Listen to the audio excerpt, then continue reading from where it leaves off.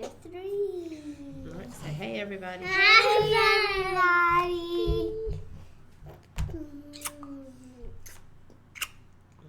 Can you tell them have a good Sunday? Have a good Sunday. Okay, tell them bye. All right, tell them bye. All right, get down. Go find Daddy.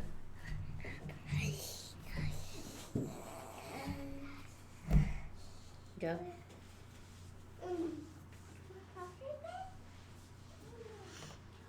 All right. This week we are shifting gears. We've been talking about worthy women of the Bible, and I thought I was going to do a book on Ruth, but I couldn't find the book that I wanted. It's somewhere, and then I found another book, but it's going to take a lot more work than what I had for this week to do this.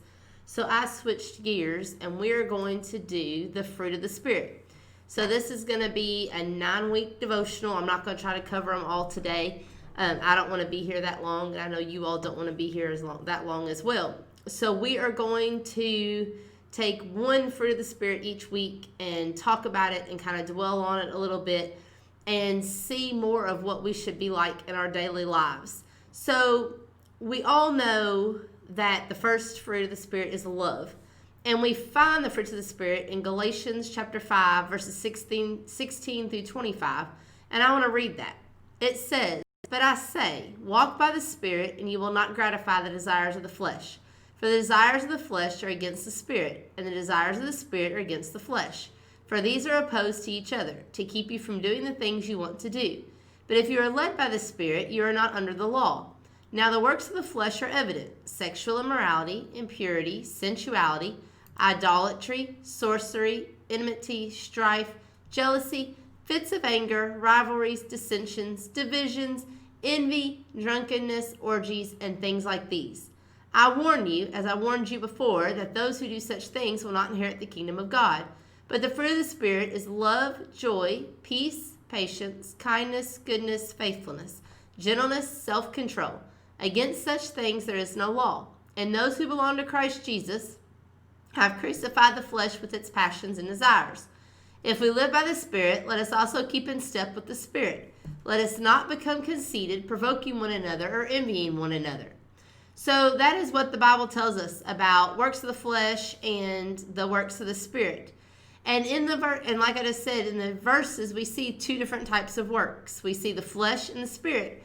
And works of the flesh are evident. They can be seen. You can look at somebody and tell. If you look at our list, sexual immorality, that's, I'm not going to say easy to know, but you're going to get caught. Somebody is going to know if you're having sexual immorality. That's not something you can hide. Impurity is not something you can hide. Sensuality, idolatry, sorcery, enmity, strife, jealousy, you can hide that a little bit, but it's going to come out. It's going to change the way you act towards somebody, the way you feel towards somebody. Fits of anger, you can't hide that. People are going to see that. Rivalries, dissensions, divisions. A division is very clear if one of those happens.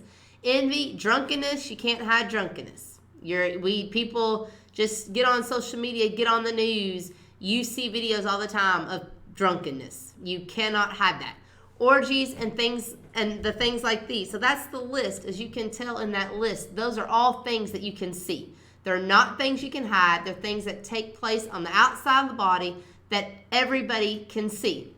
But if you look at the list of the fruits of the Spirit, it's love, joy, peace, patience, kindness, goodness, faithfulness, gentleness, and self-control. None of those things are outward. The actions are outward, like we're going to talk about love, and I'm going to show you love, but you all cannot see love. You cannot look at me and see love. You might be able to if you describe me as a person of love, but you're seeing the things I do. It's not as evident as the things of the flesh that we had just talked about. These are the things that go on the inside. So we are to have the fruits of the Spirit, not of the flesh. And I think the world has got those somewhat turned around. I think we have more people that have fruits of the world than fruits of the Spirit. We see the fruits of the world all the time. You can go out at any given day and see any of those things in that list, and that shouldn't be. So I want to go back and look at Galatians 5:22 again. And it says, but the fruit of the Spirit is love, joy, peace, patience, kindness, goodness, faithfulness, gentleness, self-control. Against such things there is no law. There are 9 fruits of the Spirit listed here. And like I said, we're going to go over all of them in the upcoming weeks. But today I just want to focus on the first one, and that is love.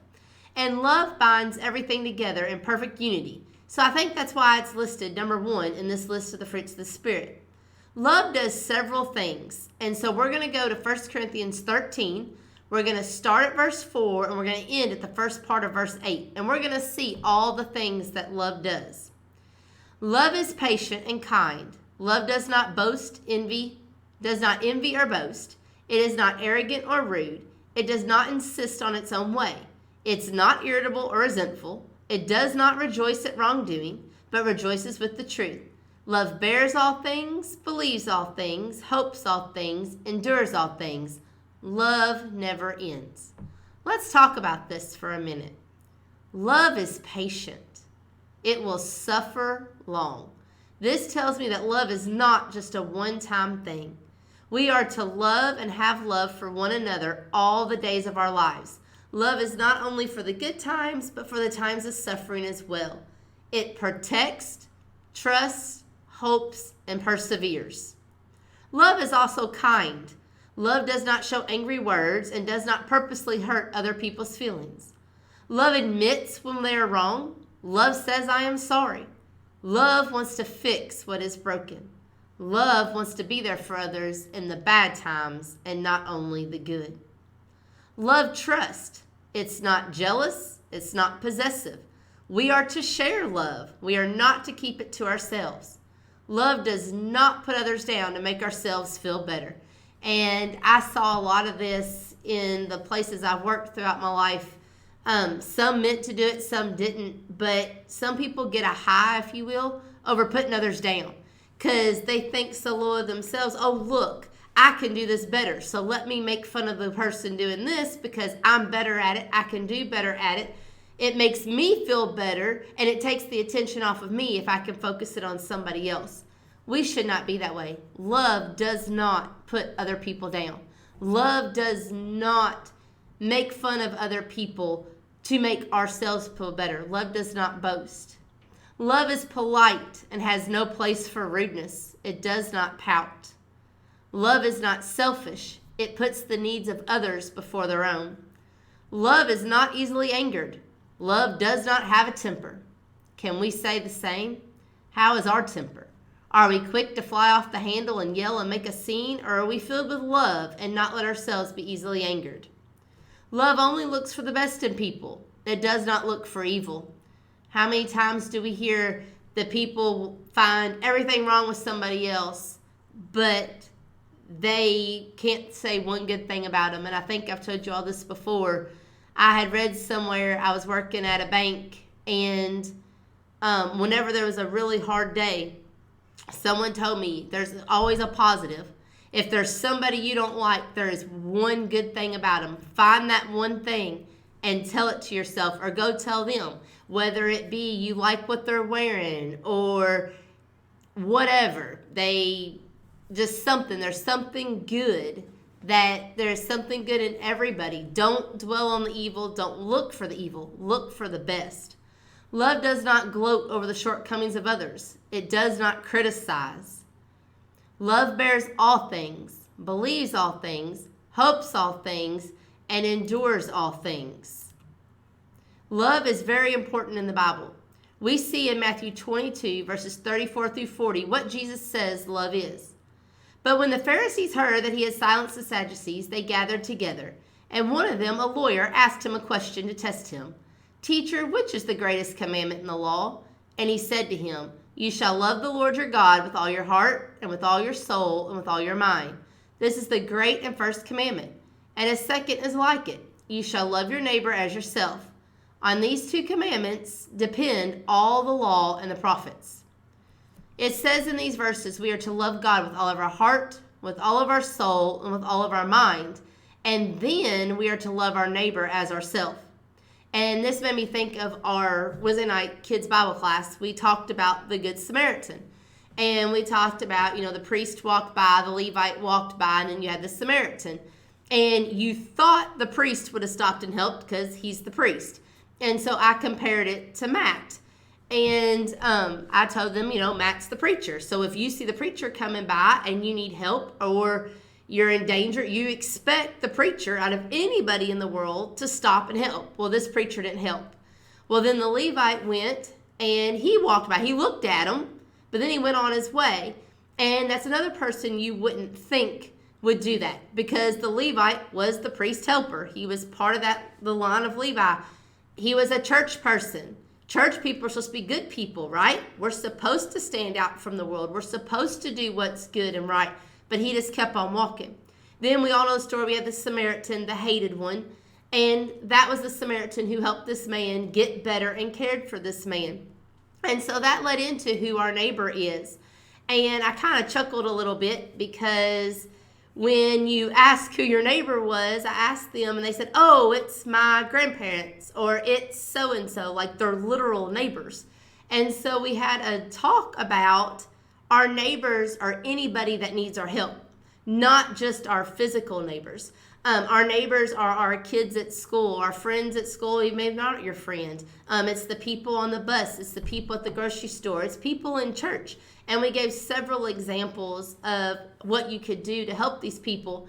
And I just kind of, like I said, I chuckled because Elizabeth was whispering in my ear. Our neighbor is a vet or a veteran. And she says, Mama, he's the one who fought in the war. That's our neighbor. She doesn't know his name. But that's what she says. And I kind of chuckled, and she's right. But we also had to explain that that's not just our neighbor. There are neighbors everywhere we go, and how can we help them? And in that verse, it says anyone who's in need or needs our help is our neighbor. And then it went into discussion, and it applies to this. Do we help our neighbors? Our literal and our, not just our real next door neighbors, but our next door neighbors, our everyday life? Do we pick and choose who we love? And more often than not, I hate to say it, we probably do. We pick and choose who we want to help, up here we talked about, not putting others down or not picking out the evil that they're doing or, putting them in the spotlight. It is easier to pick someone who's doing wrong and put them in the spotlight than pick someone who's doing right. And we're not supposed to do that. We're supposed to love everybody. The Bible says love everybody. So we've got to be really careful about that, and myself included. And we all know that God has shown us the greatest love of all by sending his son to die for us. Are we showing God the same love? Are we falling into the fleshly fruit we talked about earlier? Or are we striving to love like the fruit of the Spirit calls us to be? People today, and this is a big thing on Facebook, and I've used it before in other devotionals, and I just saw it again recently, is describe me in one word.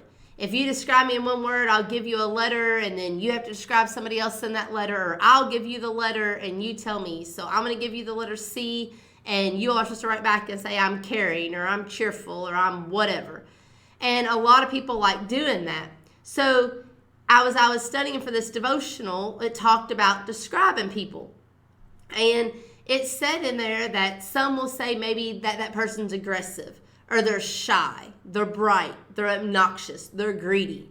And it got me thinking, since we're talking about the fruits of the Spirit, and we're talking about love, if someone was describing me today, or even describing you, what word would they use? Would they use the word love? I would hope so. And again, it's something we have to show others. You can't just look at me and say, oh, Paula's love. I'm going to have to do something to show you that I love you or that I love people, whether, like I said, it's helping people or, I don't know, there's a litany of things that you could do. But it's not something easily like you're just walking down the street, oh, she's full of love. I think you all get what I'm saying. Whereas, the bad things we're talking about are the works of the flesh. If you can see idolatry, you can see fits of anger, you can see drunkenness. Can you see love? And the way we show love is like we said in here, Be kind to people. If we go down our list again, it's patient. Are we patient people? Patience is hard. Patience is very hard. And it's not something that you just get one day. It's you've got to work on it. Are we patient? Are we kind? Or are we always negative and saying angry words to people? Are we always putting people down? We show love by, are we trustworthy? Or are we jealous? Are we polite or are we rude? And right now there's a lot of rude people. A lot of rude people wherever you go. And I'm trying hard not to have my children to be raised being rude. But are we polite? That's how we show love, by being polite. Are we selfish? Love is not selfish. Are we easily angered? That's the way you can show that someone has love, is they're not easily angered, and that takes a lot. And if you do have a temper, can you keep it in check? Love only looks for the best in people. Again, if you're constantly down on people or comparing so-and-so to so-and-so, are you really full of love? Love does not gloat over someone's failures. Do we do that? Or are we there to say, hey, I'll help you next time. You're struggling with this, I'll help you, whether it's in the workplace, whether it's in the church, whether it's our next door neighbor, whether it's whoever. You see they need help. You see they're not quite getting something. Are you going to help them, or are you just going to let them stay by the side and figure it out themselves? Again, if we're all those things, we are showing love. And that's what I want you all to try to do this week, is think on these things. Think of all the things that love is and try to show those more. Try to do that. And that's one thing I kind of like about love, is that you don't have to announce it to everybody. It's something that can be done in secret. If you want to do something for somebody, you can do it, but you don't have to announce it to the world. If you are jealous of somebody, work on that. Work on that. And there shouldn't be any reason to be jealous. Or if you have fits of anger, try to work on that. Try not to think bad things or let things get to you so easily. And I know that's hard, and I'm talking to myself. But this week, like I said, that's the first fruit of the Spirit is love. And next week, we're going to talk about joy. And I think love goes into joy. Without love, you can't have joy.